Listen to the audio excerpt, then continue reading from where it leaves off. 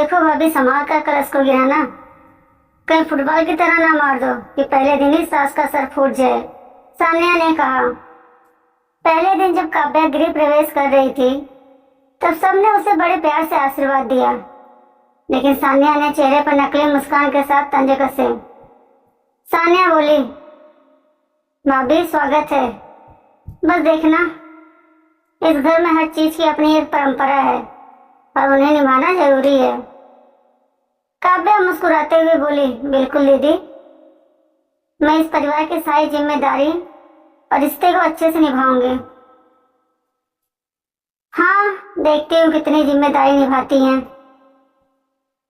अरे कब से तो भाभी के साथ खुसर फुसर कर रही है, कमरे में ले जा, थक गई है। थोड़ा आराम करने दे अपनी भाभी को, सान्या की माँ ने बोला। हाँ माँ, ले जा रही हूँ। लखनऊ की रहने वाली काव्या की शादी बड़े ही धूमधाम से राहुल के साथ हुई थी। राहुल एक सरकारी अफसर था और अपने माता पिता का लाडला बेटा था। शादी के बाद जब काव्या अपने नए घर में आई तो उसने सोचा था कि उसे यहाँ प्यार और अपनापन मिलेगा, लेकिन सान्या के मन में कुछ और ही चल रहा था। काव्या पढ़ी लिखी, आत्मनिर्भर और समझदार लड़की थी। उसके विचार आधुनिक थे, लेकिन वह परिवार की जिम्मेदारियों को भी महत्व देती थी। शादी के कुछ ही दिन बाद सान्या को यह लगने लगा कि उसके भाई राहुल का ध्यान अब सिर्फ काव्या पर है। यह बात उसे बिल्कुल पसंद नहीं आई। एक दिन सान्या ने अपनी माँ से कहा, माँ, भैया तो अब सिर्फ भाभी में ही उलझे रहते हैं। पहले मेरे बिना कोई काम नहीं करते थे, अब देखो भाभी के बिना कुछ नहीं करते। सविता देवी हंसते हुए, अरे बेटा, अब वो शादीशुदा है। हर शादी के बाद पति पत्नी एक दूसरे के पूरक होते हैं। सान्या गुस्से में, पर माँ, भाभी को हर चीज पे इतना हक देना सही है? अरे वो अब इस घर की बहू है, सारी जिम्मेदारी अब उसे ही निभाना है। सविता देवी ने इसे हल्के में लिया, लेकिन सान्या के मन में जलन की आग बढ़ती जा रही थी। क्या कर रही है दीदी किचन में? आपको कुछ चाहिए तो आप मुझसे कह देती, मैं कर देती। काव्या ने बोला, भगवान ने मुझे हाथ पैर दिए है, खुद कर लूंगी, किसी का एहसान नहीं चाहिए। सान्या ने बोला, दीदी आप ऐसा क्यों बोल रही हैं? आप अपना काम करो, जाओ यहाँ से, मेरा दिमाग मत खराब करो। काव्या की आंखों में आंसू आ गए, वह अपने रूम में चली गई। अब सान्या ने काव्या को ताने मारने शुरू कर दिए थे। हर छोटी बड़ी बात का तिल का ताड़ बना देती थी। जब काव्या सुबह जल्दी उठकर घर का काम करने लगी तो सान्या ने कहा, भाभी इतना दिखावा मत करो, बहुएं कुछ दिनों तक ही अच्छा बनने का नाटक करती हैं। जब राहुल काव्या की तारीफ करता तो सान्या तंज कसती, भैया आप तो पहले मेरे हाथ की बनी चाय के बिना नहीं रह सकते थे, अब भाभी की चाय ही अच्छी लगती है। जब काव्या घर की चीजों में बदलाव करती तो सान्या कहती, अरे भाभी यह घर हमारे तरीके से चलता है, आपको इतनी जल्दी से बदलने की क्या जरूरत है? पहले कुछ दिनों तक काव्या चुप रही। उसने सोचा कि शायद समय के साथ सान्या उसे अपना लेगी, लेकिन ऐसा हुआ नहीं। दिन पे दिन सान्या की बदतमीजी और ताना मारने का सिलसिला बढ़ने लगा। अब कोई भी अवसर नहीं छोड़ती काव्या को सबके सामने नीचा दिखाने का। एक दिन घर में हवन का आयोजन था। काव्या ने सारी तैयारी करवाई, लेकिन जब पूजा शुरू होने वाली थी तभी सान्या ने सबके सामने कह दिया, भाभी आप पूजा में मत बैठिए, कहीं आपकी छाया से भगवान नाराज ना हो जाए। पूरे घर में सन्नाटा छा गया। यह सुनकर काव्या की आंखों में आंसू आ गए, लेकिन उसने खुद को संभाला। राहुल ने यह सब सुना और उसे बहुत गुस्सा आया।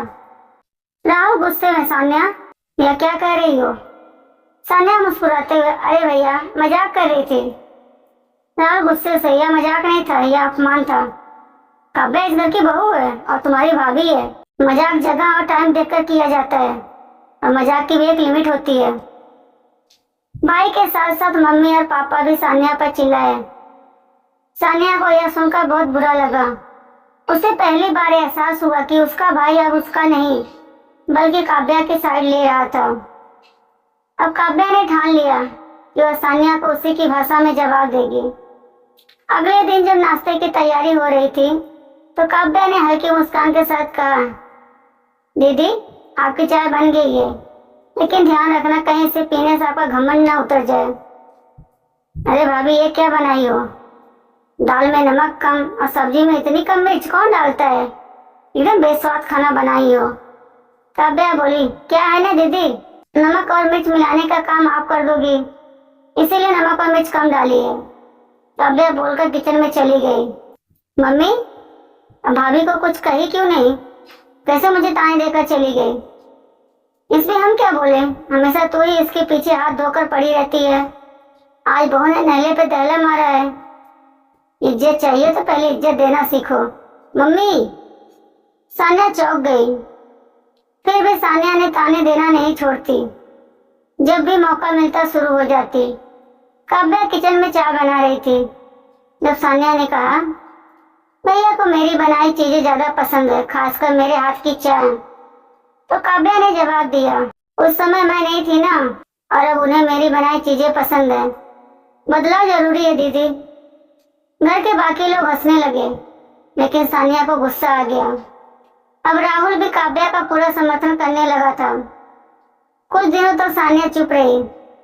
उसे महसूस होने लगा था कि अब घर में सब काव्या को सम्मान देने लगे हैं। एक दिन सानिया की एक दोस्त घर आई और उसने कहा, तुम्हारी भाभी बहुत समझदार है, वे हर चीज को कितने अच्छे से संभाल रही है। यह सुनकर सानिया को जलन होने के बजाय गर्व महसूस हुआ। उसे एहसास हुआ कि काव्या को हमेशा नीचा दिखाने की कोशिश करना बेकार था।